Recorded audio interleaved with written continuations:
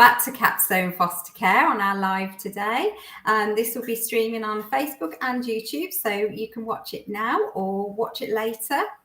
My name's Lucy Webber. I'm the Fostering Advisor team leader here, and it's my team that deals with the inquiries. When you first submit your inquiry, which you can do online, you can give us a call. We also have an online chat function, or on Tuesday afternoons we have a Zoom drop-in. So the Zoom login details will be in this chat, and feel free to drop in at any point this afternoon from 12:30 till 4:30, where you can chat with someone face to face.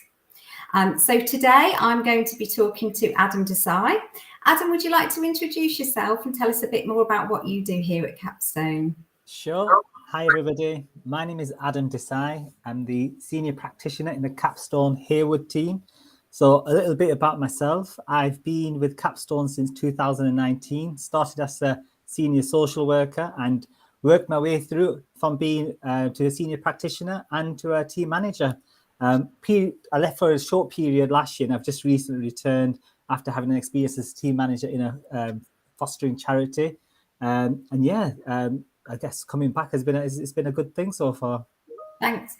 So today we're going to be talking to Adam about meeting cultural needs of children in care. And children in general. So can you give us an example of what specific needs children might have when they come into care, Adam? For me, specific needs, I think it can really, really vary. So for me, there's a really wide spectrum when we're looking at cultural needs. Sometimes it can mean about food. Sometimes it can mean about skincare, hair, language, music, hygiene. There's a number of things. And I think cultural needs can often intertwine with also religious needs as well. And just thinking of an example that I'm just on the top of my mind really is twice I've come across really children that have entered a home from being in a place where they've not been in a cultural match, and actually the foster carers actually identify that the young person can speak their mother tongue, which was quite an emotional moment because it's about that child's heritage and that child's identity really coming to life, and I think it's quite a powerful thing really to still know your mother tongue as well as to be able to speak the English language. Yeah. Have you seen fostering families work well where it's not a cultural match? Absolutely. I think a lot of it goes down to awareness. A lot of it goes down to learning, training, reflecting. I think sometimes also it's about exploring what we don't know as well. But I think for me, a lot of that does begin with really who is within your network. So some of the things that come to mind really when I think about families that are working with children that are not from the same ethnicity is it's how are they exploring that child's wishes and feelings. That's the first point of call. But not often all children are really interested sometimes in knowing what is their identity, because often or not they just want to fit in with their peers and so forth. So very interesting really in terms of how some of our families can really go at some great lengths. We're talking about welcoming people within their support networks just so that they've got positive role models. Yeah, and primarily we need to provide a safe and secure environment for these children. Yeah. And I know at Capstone we do have a very robust training programme, and that can be tailored to meet foster carers' needs. So if there was a particular learning issue or something that they would like to learn to be able to support that child and act in their best interest, we can offer that training and support for them, can't we? And that goes for cultural faith matches. Just to add to that as well, for me, I think something about that in particular is when we're trying to learn about a new culture, it can feel quite daunting. And I think one thing that we really try to do really well at Capstone is creating a safe environment. And, prior to any match taking place, we'd always want to make sure you are equipped. But, in terms of actually being fully, aware of a particular culture, it's absolutely impossible. There's things that you're always going to learn. And I think some things that really come to mind is sometimes unlearning some misunderstandings really along the way. And, thinking about reflection, reflection really takes us into really special places because it means that we're able to think about what we haven't thought about already. I think it is a lifelong process. You know, we live in such a multicultural and diverse society, and I think, you know, what we've learned yesterday and what we learn tomorrow will always be a new day of learning. And I think it is one of those, especially for our looked after children, and you know, working with other foster families and so forth on the network, you're always going to experience some level of difference. Yeah, and I suppose foster carers, they will need to be open to learning about different cultures. And you know, I know for me personally, I find that interesting, and I'd be more than willing to open up and learn, to make myself more diverse. I think to add to that, it's right from the very beginning when you have your first fostering advisor visit, we talk about culture, we talk about, you know, working with people from different backgrounds. And I think where I really come into it is when we deliver skills to foster, we have some really, really interesting subjects and some training material we deliver about, you know, diversity and how would we go out of our way to understand, looked after children, you know, as themselves, you know, they're protected in their own right, especially from some of the things that they can experience. So yeah, it's a new world, and you know, being part of that new world is quite exciting because, you know, ultimately we want our young people and our foster families to feel confident and, you know, happy in how they are managing. Yeah, they need to feel supported. So what about when they're meeting the birth families, if the children have contact? Are there any culturally specific circumstances we should consider when it comes to meeting the families for family time? Yeah, I think one thing to always keep note of is that birth families, you know, most will always have, you know, some parental responsibility still involved. So it's very important that we work with their wishes. Often, you know, we can find how, you know, local authorities will also work alongside that. But I think it is quite important that we do listen. Sometimes it can be about birth families knowing something more in particular than what we may not know of their young, you know, what we may not know of. And I think an example of that could be about, you know, particular recommendations of where they may want their young person to attend in terms of, you know, after school activities. You know, looking at my own background as a Muslim male, it could be that you've got a birth family that might want a particular young person to go to a particular mosque. It can be as specific as that, but in general, yeah, absolutely. I think one of the things that we all work together with, so, you know, working with birth families is making sure that, you know, they are confident that the care provided to their young person is at an excellent standard. And I think some of that is about actually supporting them with their understanding about actually what is it that we do to meet a young person's, you know, not just needs, but their cultural needs or their identity needs. And often, you know, it can be quite sensitive. You know, a child's not really with their parents anymore, and that loss of identity, you know, it's a very worrying thing about them not knowing who they are and, you know, being part of another family.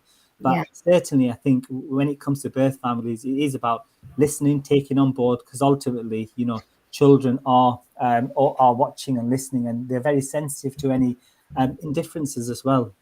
So I think, you know, having a situation where we've got everybody on the same page is very important. Yeah. Have you got any specific examples of how you've supported foster carers in these situations?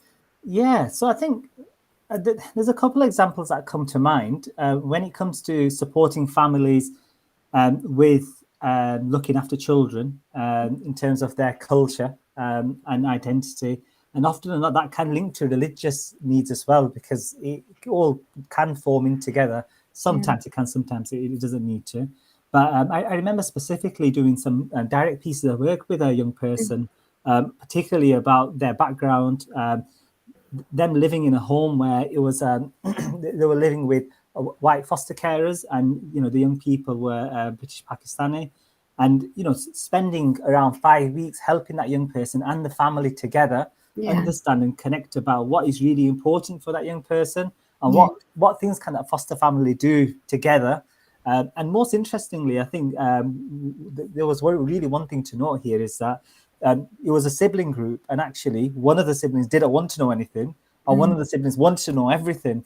And it's just something recently I've read about. It's called a breadcrumb effect. So one of the things I was doing was not doing any direct work with the other young person, but to the young person that was interested, you know, leaving books, leaving leaflets, you know, showing the foster families about what type of music and what type of language to use, what type of salutations to use, what would be the hygiene, rituals within the home, being from an Islamic faith.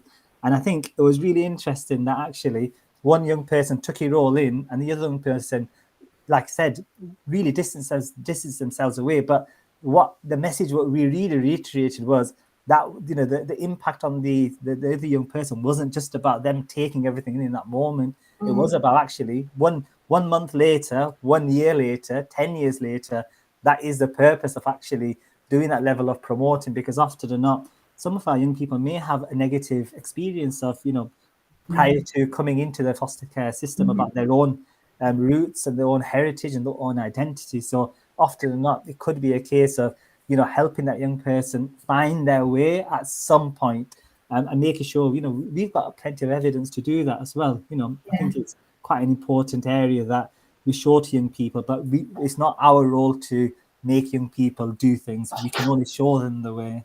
I mean, from a recruitment perspective, a barrier that we do come across when asking people if they are open to fostering children from different cultures is that they wouldn't want to let the child down.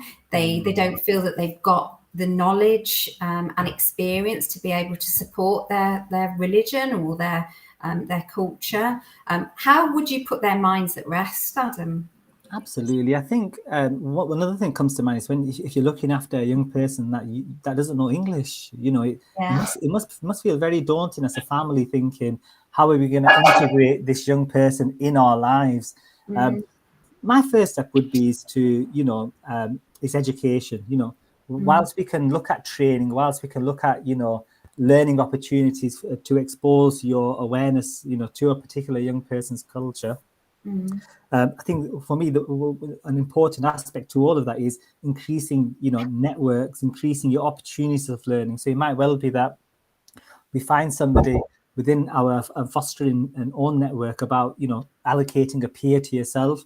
It might well be that, like we've done in the past, about inviting you to another family's house of the same culture, where you can, watch, learn and observe and breathe in really what is it like being part of an environment, because ultimately what we have to respect is the home that you're part of, and actually making sure that that young person gets part of your culture whilst they're there, and understanding our British way of living as well.